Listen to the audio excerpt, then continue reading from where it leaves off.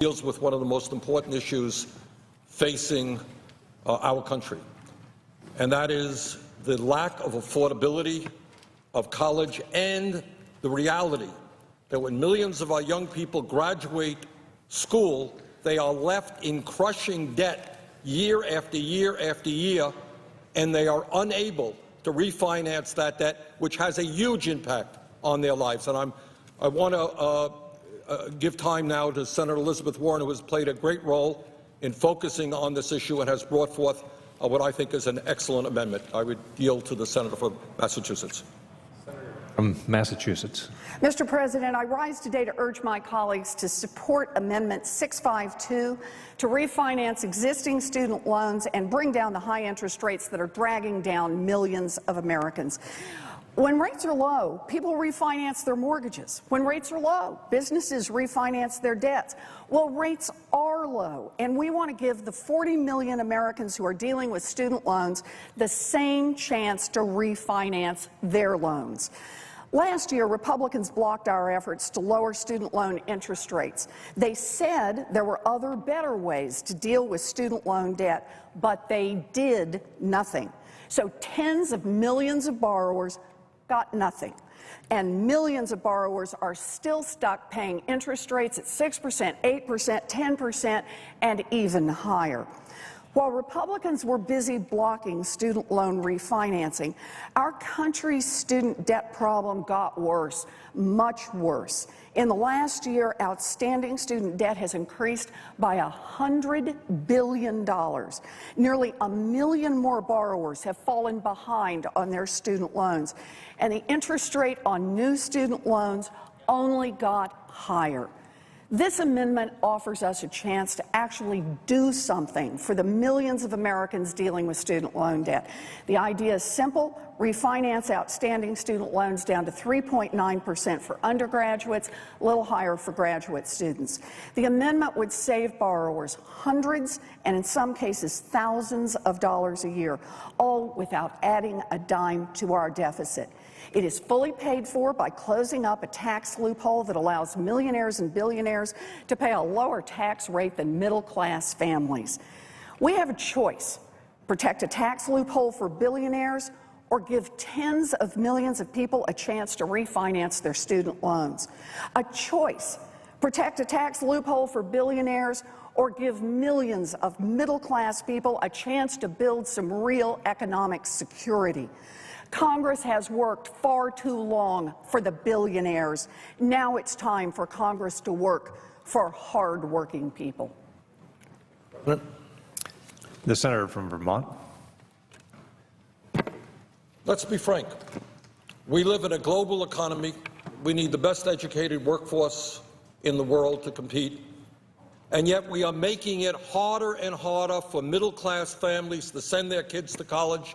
And at the same time, we're saying to those young people who go to college, you are going to be living with an oppressive debt for decades. For decades. I, several months ago, talked to a young woman in Burlington, Vermont.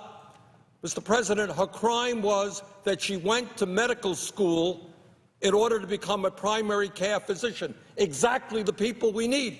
She left medical school with $300,000 in debt. Does anybody think this makes any sense at all?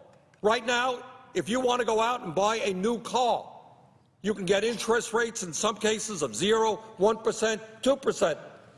You want to refinance your home, you can pay 3%, 4%, 5%.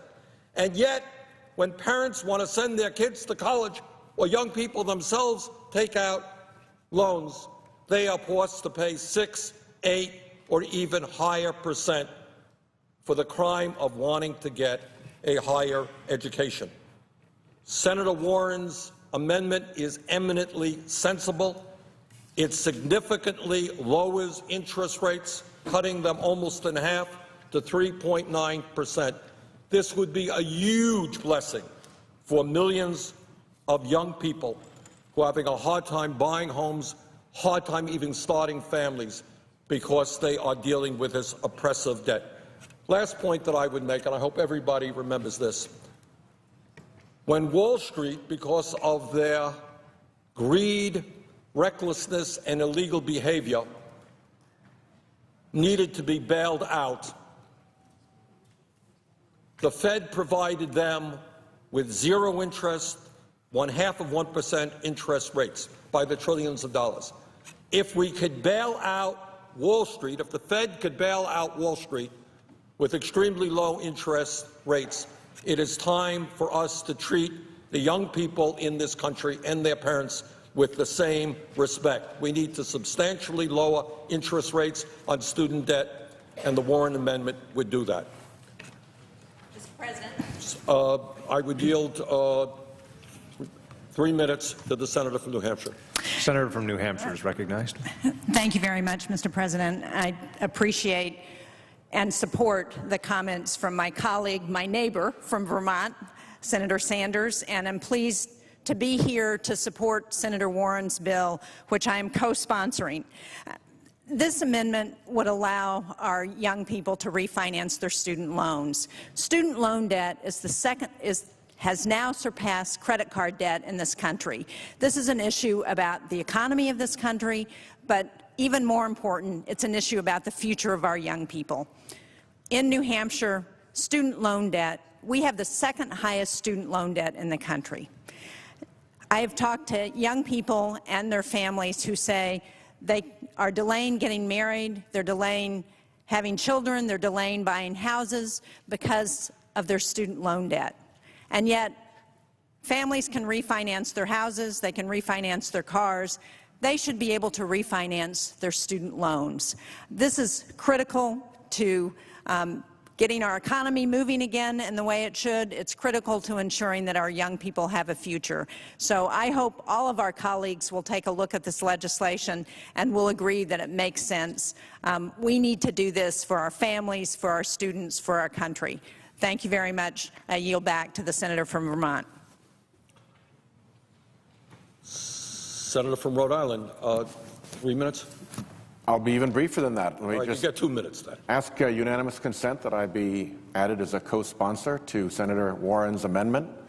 Rhode Island is the very proud location of some of the best universities in the country. We have very high university density in our small state. We have everything from Brown University in Providence to our wonderful state universities led by the University of Rhode Island to leading Catholic colleges like Providence College and Salve Regina in Newport, Rhode Island. And to support kids in getting their college educations and to bring down the costs is a priority for us in Rhode Island. So I'm proud to co-sponsor this amendment, and I yield back any further time. Thank you. Senator from New Jersey. Thank you for recognizing me, Senator Sanders. I too want to rise in support of this amendment. In a nation that is finding itself increasingly with global competitors, where other nations, some of the most active economic competitors we have, are doing everything they can to keep the cost of college low. In Germany, 4 to 5% of median income. That's the cost of college. In Canada, 5 to 6% of median income. That's the cost of college. In England, 6 to 7% of median income. That is the cost of college. Other competitive democracies know you widen the avenues to greater college education. But here in the United States, over 50% of median income to go to college. We are raising barriers for our children to get into the game, to be on the field and play. And I say, when you field a team, when Stanford would compete in football, we didn't leave 4 or 5 of our players on the sidelines. We got everybody on the field. And that's what we need. And this this amendment is common sense. We should not be profiting as a government off of the backs of our students. We should allow them to refinance their student debt. And that is why I support, and I'm grateful for my colleagues' support as well. Mr. President, how much time on the Democratic side remaining? The Democrat side has 5 minutes remaining. Okay. Mr. President, over the last several months, actually, I've had 3 town meetings in Vermont with young people on this issue. and it is an issue of huge concern to them and their parents. And as Senator Booker just mentioned, we are competing with countries all over the world who say to their young people, if you have the ability and if you have the desire, you can go to college regardless of your income. In Germany, tuition for college is now zero. Many Scandinavian countries, it is now zero. What they are saying to the young people, we need you to get the best education to help us create the strongest economy, to create the jobs we need. How insane is it for us to literally discourage bright young people from attending college, or to tell others that if they graduate college or graduate school, they're going to be $70,000, $80,000, $100,000 in debt? What sense does this make for the well-being of the middle class of this country or for our economic competitiveness? Now, in the next month, I'll be personally introducing legislation that will do away with tuition in public colleges and universities. But today, what we are focusing on is legislation that is so sensible, so obvious, it is hard for me to imagine that anybody can vote against it. I have in my office at least two attorneys who are struggling with huge student debts, and this is true all over this country. They graduated college 15 years ago. They're still paying off that debt. It impacts what they can do. We have evidence out there that families are not having children because of student debt, not buying homes because of student debt. Why is it that people have to pay double or triple interest rates because they got an education as opposed to what they would pay when they purchase a car or a home? Does anybody think that makes sense? So today we have an opportunity to stand up for the young people of this country, to say we want you to get an education, we want you to have the freedom to live your lives after you leave school. That's what this amendment is about. I would yield time to the senator from Virginia, Senator King. Senator from Virginia. Mr. President, I also rise to speak on behalf of this budget amendment, and I'll just be brief. There's a wonderful organization that analyzes education in this country called the Lumina Foundation, and their main area of research is the percentage of adults in the country and competitor countries that have higher education degrees.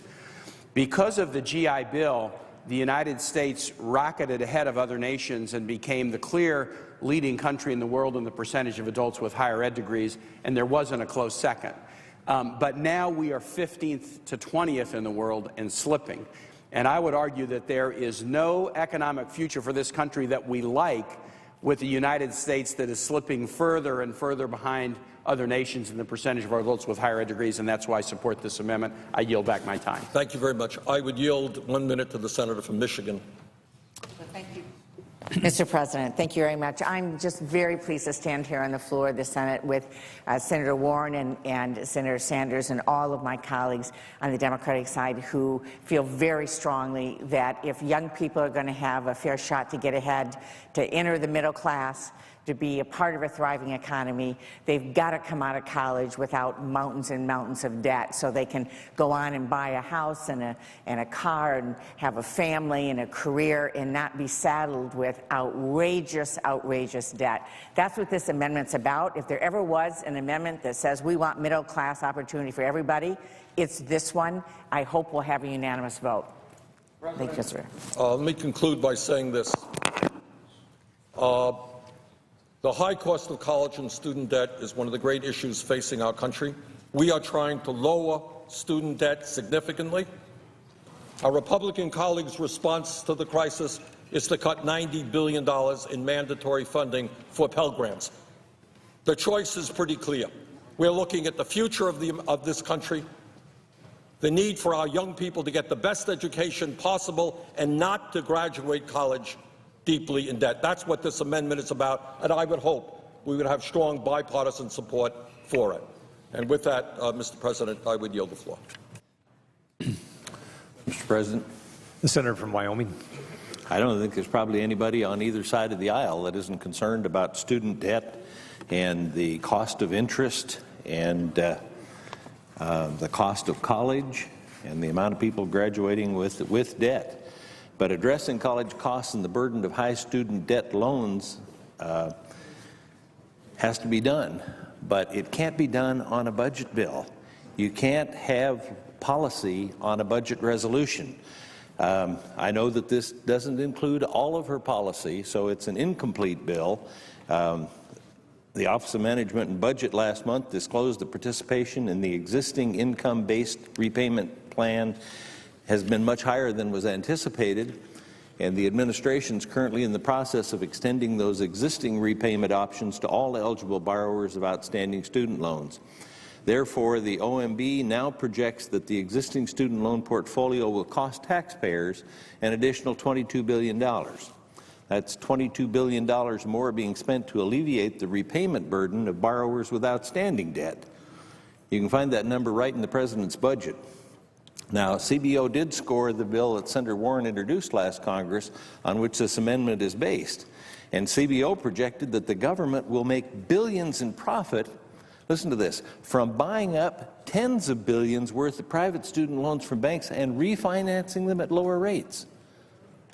They're going to buy up loans and then they're going to refinance them at lower rates. And the way that that scores is positive for the federal government? Wow. That's why we're talking about needing some changes in the way we do scoring around here. Think about that. If the government can make money from buying up private loans while charging the borrower a lower rate, why stop there? We can make trillions for this country. CBO, though, as well as leading academic economists and think tanks, all believe credit reform accounting is seriously flawed. They favor fair value accounting, under which loans are valued at what they are worth to the private sector. CBO showed last year that under fair value accounting, the federal student loan portfolio does not make a big profit. It actually has a significant cost. And one of the reasons for some of the high interest rates was that when the Affordable Care Act was passed, it set those rates higher so that there'd be revenue for the Affordable Care Act. So I hope that you will defeat this amendment and support the bipartisan King-Burr proposal. I yield the floor. Under the previous order, there will be 2 minutes of debate, equally divided, prior to the vote in relation to Amendment number 622, offered by the senator from North Carolina, Mr. Burr.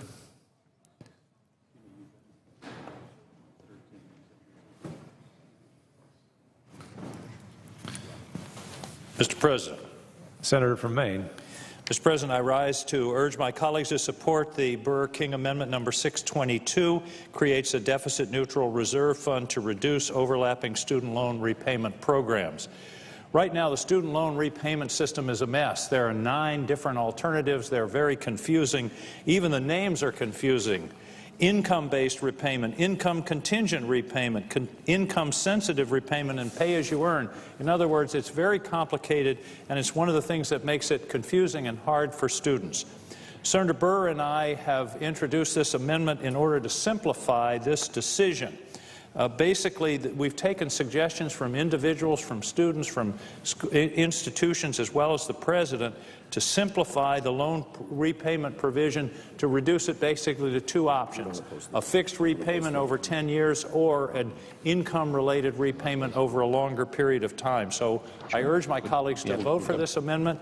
I believe it is a overdue simplification of this process, and I believe it will contribute to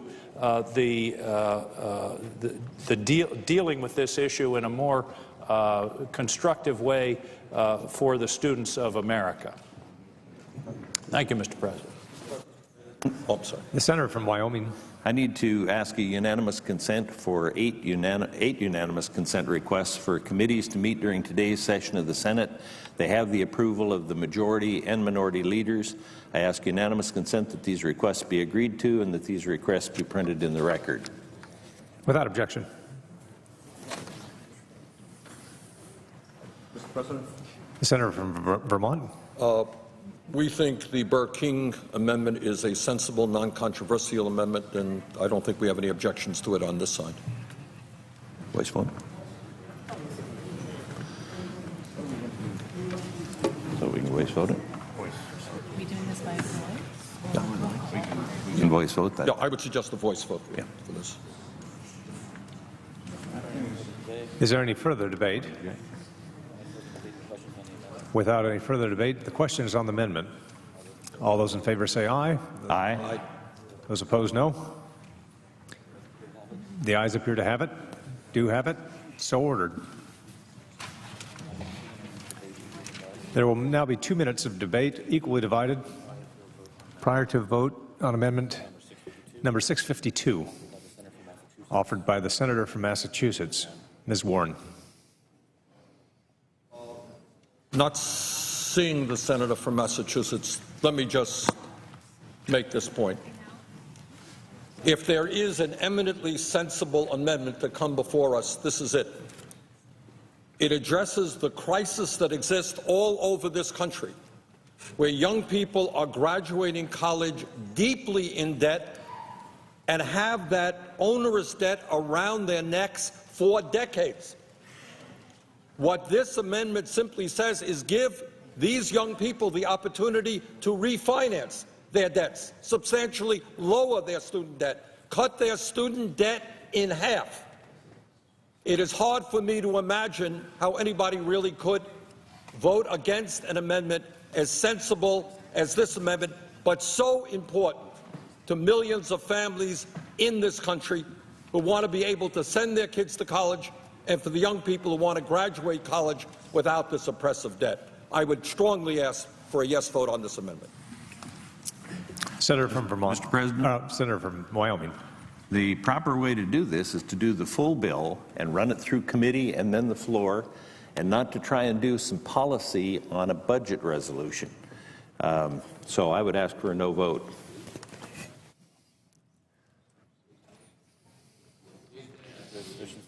Is there a sufficient second? There appears to be. The yeas and nays are ordered.